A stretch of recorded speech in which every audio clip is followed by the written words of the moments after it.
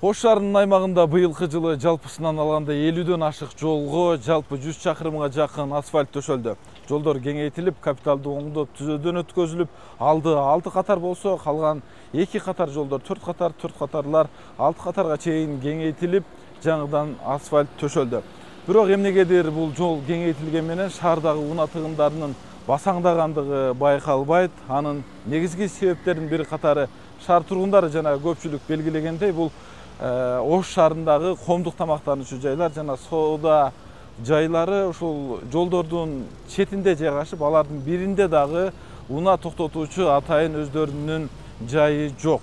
Бардык унаалар келип эле ошол тамактанганы түшсө же дарыканага түшөбү, кайсыл жерге түшсө дагы жолдун эки четине унааларын токтотуп, ар дайым көрүп турганыңыздардай бир полосаны, бир тилкени элеп алат дагы унаа тыгындарын жаратууга негиз түзүп келүүдө.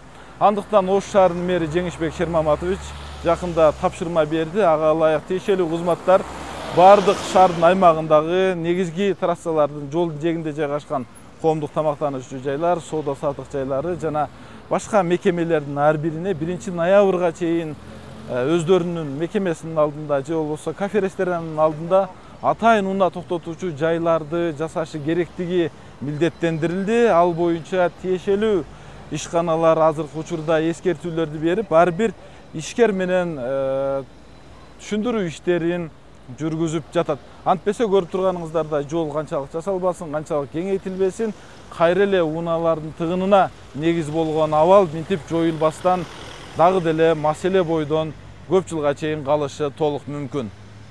Тамтыгы чыккан Мамыров көчөсү дагы өзүңүздөр билгендей капиталдуу оңдоп түзөөдөн өтүп 4 тилкелүү болуп, тротуар, ирригациялык система, жашыл аймак бүт баары каралып жасалды. Ал эми бул жердеги дагы бир маселе ошол башында айтып өткөндөй эле унаа тыгындарынын маселеси болчу. Ош шаарынын мэри Жеңишбек Шерматович бул көчөдөгү унаа тыгындарын жоюу максатында кафенин ээлери менен сүйлөшүүлөр жүргүзүп, унаа токтотуучу жайларын жасасын деген тапшырмасынын негизинде Мамыров көчөсүндөгү Салих кафеси, ошондой эле бул жердеги Ихлас жана Алтын ай аттуу бул жерде бир 3 кафе ашкана бар.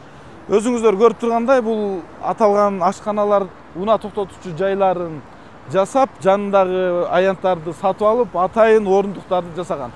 Учурда ашканалардын алдында бир дагы машина жок. Бул жерде атайын бир адамды койгон, келген унааларды жолго токтотпостон унаа токтотуучу жайга киргизип турат. Урматтуу Ош шаарынын тургундары, урматтуу ишкерлер, коомдук тамактануучу жайлардын, кафе ресторандардын ээлери, соода түйүндөрдүн ээлери, сиздерге дагы биз кайрылабыз.